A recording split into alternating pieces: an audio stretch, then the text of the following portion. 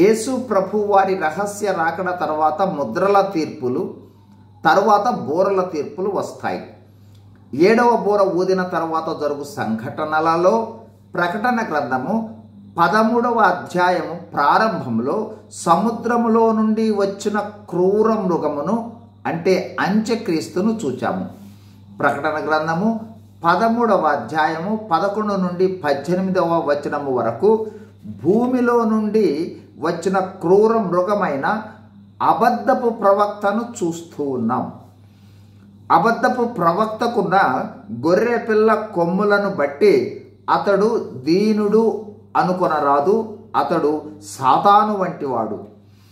అంత్యక్రీస్తును పూజించమని జనులను అబద్ధపు ప్రవక్త బలవంత పెడతాడు.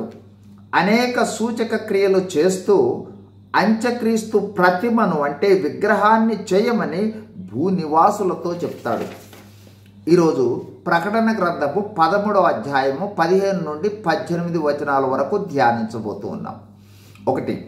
అంత్యక్రీస్తు ప్రతిమను లేదా విగ్రహాన్ని చేసిన తరువాత ఆ ప్రతిమకు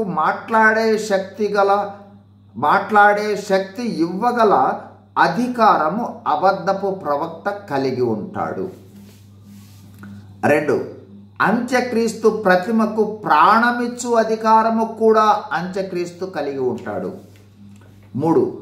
ఈ అంత్యక్రీస్తు ప్రతిమకు ఎవరు నమస్కారము చేయరో అంటే ఎవరు పూజింపరో వారిని హతము చేయగల అధికారము కూడా అంత్యక్రీస్తు కలిగి ఉంటాడు. 4.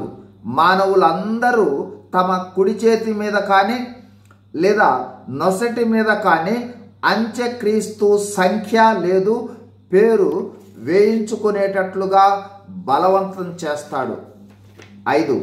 అంత్యక్రీస్తు సంఖ్య లేదా పేరు వేయించుకున్నవారు మాత్రమే కొనుటకు అమ్ముటకు అధికారాన్ని కలిగి ఉంటారు. ఆ సంఖ్య లేదా ముద్ర లేకపోతే లేదా పేరు లేకపోతే వారు అమ్మరాదు కొనరాదు అని బలవంతం చేస్తాడు. అమలు చేసే అధికారం కూడా అంత్యక్రీస్తు కలిగి ఉంటాడు. 6. ఈ అంత్యక్రీస్తు సంఖ్య 666.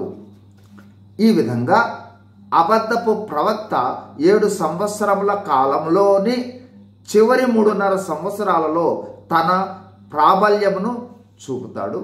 God bless you. Thank you.